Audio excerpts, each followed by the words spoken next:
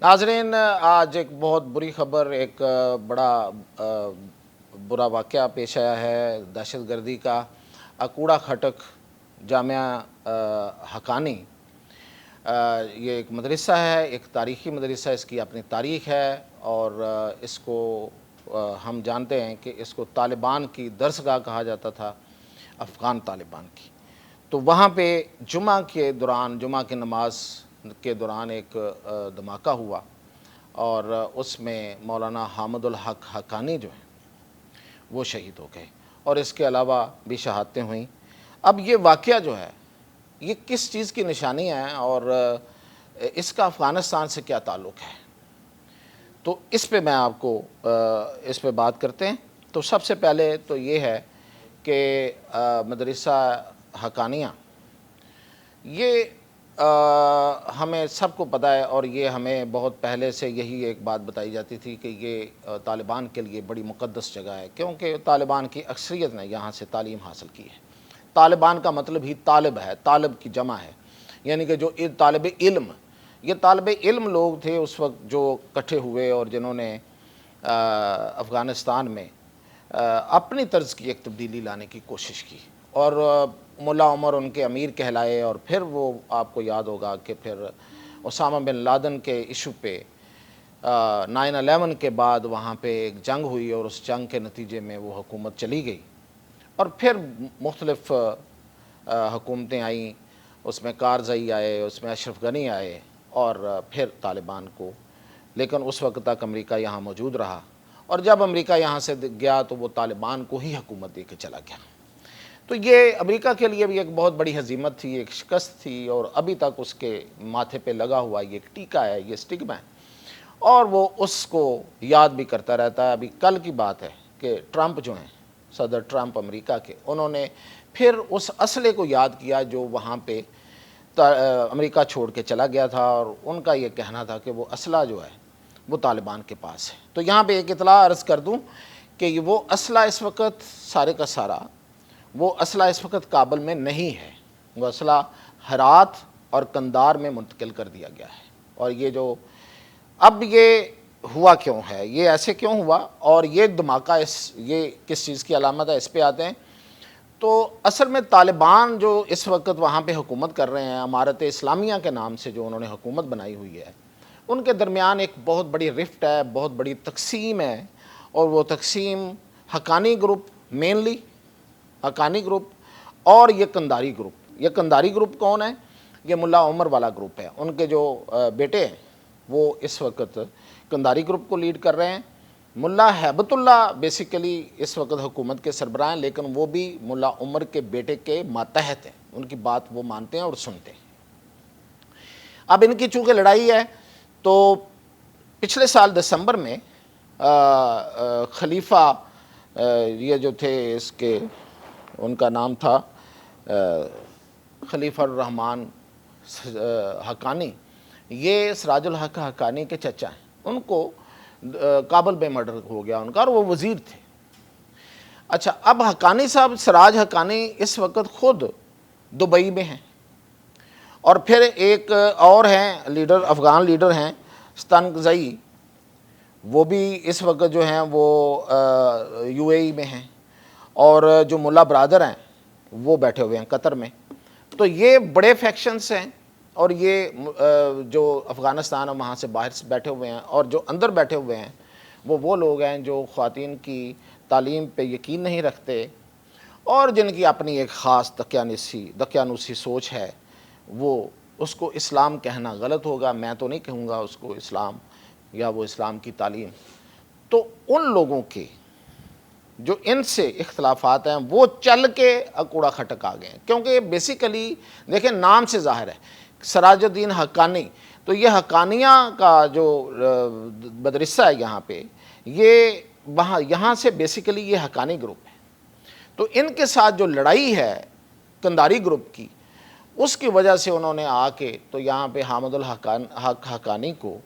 निशाना बना के असल में ये उस ग्रुप को उन्होंने एक पैगाम दिया है। पहले उनके जो चचा हैं सिराजुद्दीन हक़ानी को, उनको कत्ल किया, अब इनको मारा है اور یہ پیغام دینے کا مطلب یہ ہے کہ ان کے درمیان لڑائی بہت سخت ہے اور شدید ہے، اور یہ جو ملک سے باہر بیٹھے ہوئے ہیں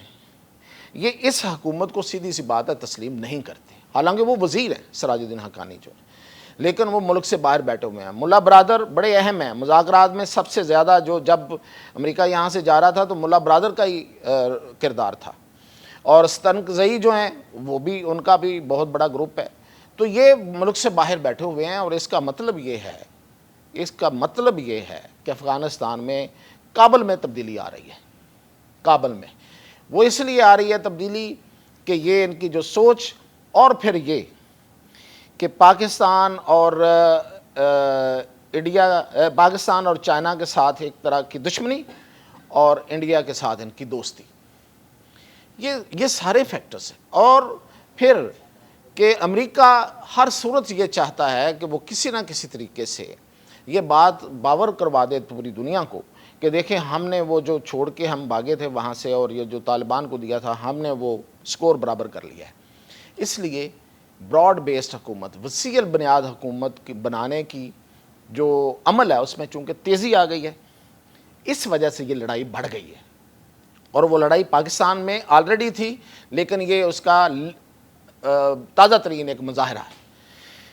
طالبان ٹی ٹی پی ملا قذاری کے ساتھ جڑی ہوئی ہے، حقانی گروپ جو ہے وہ اس سے دستبردار ہے، جو پاکستان کے اندر جو کاروائیاں کرتے ہیں وہ ٹی ٹی پی ہے، اور ان کو جو بیک کرتا ہے وہ ملا قذاری کا گروپ ہے،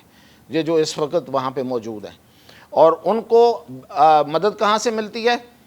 انڈیا سے۔ اب آپ کے ذہن میں ایک سوال پیدا ہوگا، ٹرمپ کی چونکہ میں نے بات کی ہے تو آپ سوچ رہے ہوں گے کہ ٹرمپ نے تو کہا ہے کہ ہم ان کو امداد دے رہے ہیں۔ یس، وہ امداد کس کو دے رہے ہیں؟ وہ قذاری گروپ کو دے رہے ہیں۔ اور کیوں دے رہے ہیں؟ پاکستان کے خلاف دے رہے ہیں، اور پاکستان کے خلاف پاکستان کے اندر حالات کو کہاں کہاں خراب کیا جا رہا ہے، میں آپ کو کیا بتاؤں، آپ اچھی طرح سے جانتے ہیں، وہ ہے خیبر پختونخوا، اور وہ ہے سب سے زیادہ بلوچستان، اور اس لیے کہ وہ چائنا مخالف ایجنڈا ہے، اس لیے امریکہ ان کو امداد دے رہا ہے اور دیتا رہے گا، وہ خفیہ طور پہ دیتا رہے گا قذاری گروپ کو، لیکن وہ یہاں سے حکومت بھی تبدیل کرنا چاہتا ہے۔ یہ اس کی ٹو پرونگ پالیسی ہے، ایک طرف وہ قذاری گروپ کو امداد دے گا تاکہ وہ ٹی ٹی پی کو ہمارے اوپر لگا کے رکھیں، اور دوسری طرف وہ وہاں پہ حکومت اس لیے تبدیل کروانا چاہتا ہے، اور ظاہر ہے کہ پاکستان بھی اس وقت چاہتا ہے کہ وہاں پہ وہ اپنا سٹگما اتار سکے، اور پاکستان اس لیے چاہتا ہے کہ یہ حکومت جو ہے یہ پاکستان کے لیے وبال جان بنی ہوئی ہے، اور یہ انڈیا کی دوست ہے، اور یہ اس لیے اب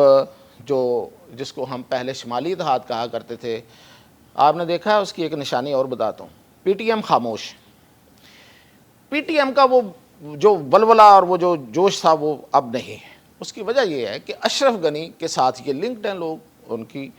فلسفی، ان کی رائے آپس میں ملتی ہے تو کوئی حرج نہیں ہے۔ تو اب چونکہ اشرف غنی اور یہ جو گروپ ہے احمد شاہ مسعود کا بیٹا، اور ان کے ساتھ چونکہ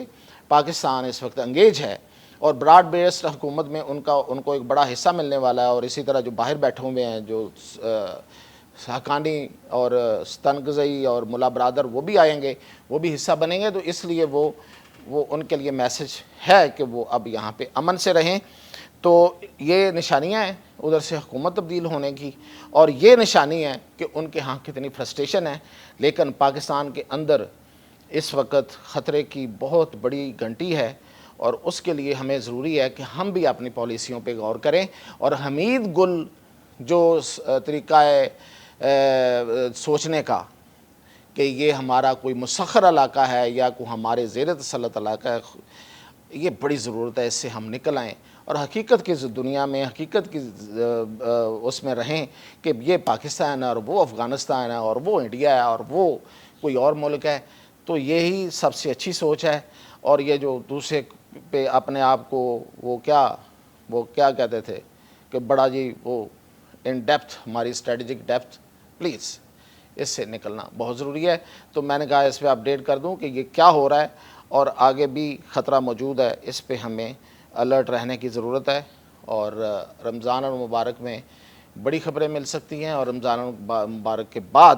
بڑا آپریشن شروع ہو سکتا ہے۔ اجازت دیجیے۔